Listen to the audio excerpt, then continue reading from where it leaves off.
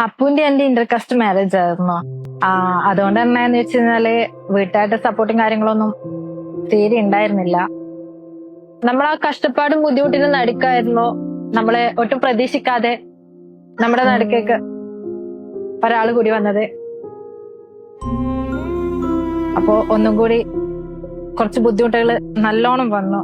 Scan ചെയ്യാനാണെങ്കിലും അതുപോലെ തന്നെ ഹോസ്പിറ്റലിൽ കാണിക്കാൻ ഡോക്ടറെ കാണാൻ പോകാനാണെങ്കിലൊക്കെ പൈസ നല്ല ബുദ്ധിമുട്ട് കാര്യങ്ങളൊക്കെ വന്നിട്ടുണ്ടായിരുന്നു.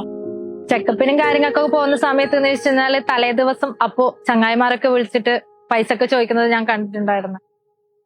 ആദ്യമൊക്കെ എന്ന് വെച്ചാൽ ചങ്ങായിമാര് പൈസ ചോദിക്കുന്ന സമയത്തൊക്കെ കൊടുത്തിട്ടുണ്ടായിരുന്നു. പിന്നെ അപ്പൊ ഒരു ബാധ്യത പോലെയായി കൊടുക്കുന്നുണ്ടായിരുന്നില്ല.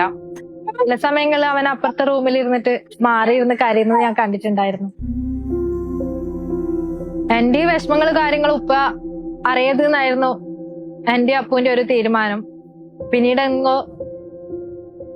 എങ്ങനെയോ ഉപ്പ അതറിഞ്ഞു. അങ്ങനെ ഇരിക്കുകയാണ് ഒരു ദിവസം കോളിംഗ് ബെൽ അടിക്കുന്നത്. പോസ്റ്റ്മാൻ ഒരു എൻവലപ്പ് തരുന്നത് എന്റെ പ്രിയപ്പെട്ട മോൾക്ക് എന്ന് പറഞ്ഞിട്ടുള്ള ഒരു കത്തായിരുന്നു.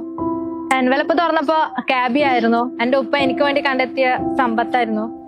അന്ന് പ്രഗ്നൻസി ടൈമില് ഒരുപാട് പേയ്മെന്റ് കാര്യങ്ങൾക്കൊക്കെ ചെയ്യുന്ന സമയത്ത് നമ്മൾ ഒരുപാട് ബുദ്ധിമുട്ടിയിട്ടുണ്ടായിരുന്നു. പക്ഷെ ഇപ്പൊ ഞാൻ ഭയങ്കര ഹാപ്പിയാണ്. ടെൻഷനും കാര്യങ്ങളില്ല. മെഡിക്കൽ എക്സ്പെൻസസ് പേയ്മെന്റ് ചെയ്യുന്ന സമയത്ത് എനിക്ക് ക്യാഷ് ബാക്ക് കാര്യങ്ങളൊക്കെ ക്യാബിയ കട വഴി കിട്ടുന്നുണ്ട്. സത്യത്തില് എനിക്ക് ക്യാബിയ ലൈഫ് സേവർ ആയിരുന്നു. Kabia. From digital assets to real spending.